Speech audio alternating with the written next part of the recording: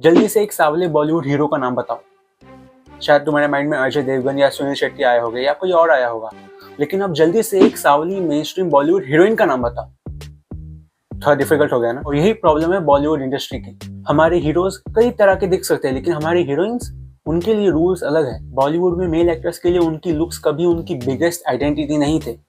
उनकी परफॉर्मेंस, उनकी एक्टिंग, उनका ऑरा, उनका स्टाइल, उनकी डायलॉग डिलीवरी, ये सब मैटर करता था। लेकिन एक्ट्रेसेस की एक स्पेसिफिक इमेज बना दी गई है।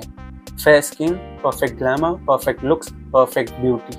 और ऐसा नहीं है कि टैलेंटेड ब्राउन स्किन एक्ट्रेसेस नहीं है इंडिया में। सवाल यह है कि मेन स्ट्रीम बॉलीवुड ने कितनी बार एक ऑर्डिनरी लुकिंग एक्ट्रेस को हीरोइन बनाया है। जब तुम्हारा मेन हीरो ऑर्डिनरी लुकिंग हो सकता है तो हीरोइन ही क्यों परफेक्ट लुकिंग चाहिए। और ये प्रॉब्लम सिर्फ लुक्स तक नहीं रुकती, एज भी एक प्रॉब्लम है। फॉर एग्जाम्पल, वेलकम में अक्षय कुमार हीरो थे, कटरीना कैफ हीरोइन थी, वो अर्ली 2000s में आई थी। अब इतने सालों बाद आज वेलकम 3 आई है, वेलकम टू द जंगल, उसमें हीरो अक्षय कुमार ही है, लेकिन हीरोइन कोई और रिलेटिवली यंग एक्ट्रेस है। और ये सिर्फ इस एक मूवी की बात नहीं है। बॉलीवुड में एक 60 साल का एक्टर भी मेन हीरो का रोल कर सकता है, 30 साल की लेडी के साथ रोमांस कर सकता है, एक्शन कर सकता है, सब कुछ कर सकता है। लेकिन एक्ट्रेसेस के साथ क्या होता है, 35 के बाद ही अचानक उनके रोल्स चेंज होने लगते हैं। लीड हीरोइन से उन्हें मदर रोल्स या सपोर्टिंग रोल्स मिलने लगते हैं, या फिर रोल्स ही नहीं मिलते। मतलब तुम खुद सोचो, क्या ये बात सेंस बनाती है।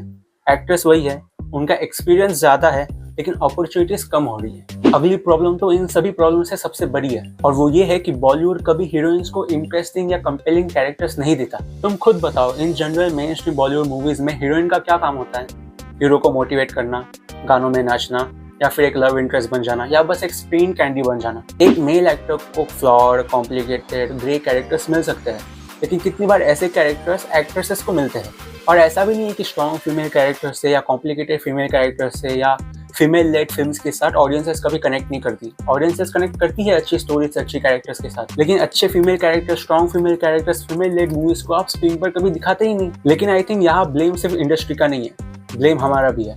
ट्रिप्टी डिमरी को ले लो तुम, उन्होंने कितने कमाल के परफॉर्मेंसेस दिए, लेकिन उनको मेन स्ट्रीम फेम कब मिला, एनिमल जैसी मूवी करने पर। कहीं ना कहीं दैट शोज की मेन स्ट्रीम ऑडियंस आज भी किस चीज को डिवोर कर रही है। खैर, ऐसा नहीं है कि इंडियन सिनेमा में टैलेंटेड एक्ट्रेसेस की कमी है, बस प्रॉब्लम ये है कि हमने मेल एक्टर्स को कैरेक्टर्स बनने दिया और एक्ट्रेसेस को बस स्क्रीन कैंडी बना दिया। और अगर सही में इंडियन सिनेमा को और हमें एज ए सोसाइटी को ग्रो करना है, तो हमें अच्छे हीरोज के साथ interesting strong female characters and strong female led movies की भी जरूरत है। खैर, तुम लोग अपने ओपिनियंस में जरूर बताना कमेंट्स में।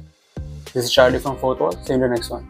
एंड हाँ, अगर तुम्हें ये वीडियो इंटरेस्टिंग लगी है तो तुम्हें ये वाली वीडियो भी काफी इंटरेस्टिंग लग सकती है, डू चेक इट आउट। और अगर चैनल पे नए हो तो सब्सक्राइब करो, लाइक करो। मिलता है किसी नए वीडियो में। Tata, bye bye, bye bye, bye.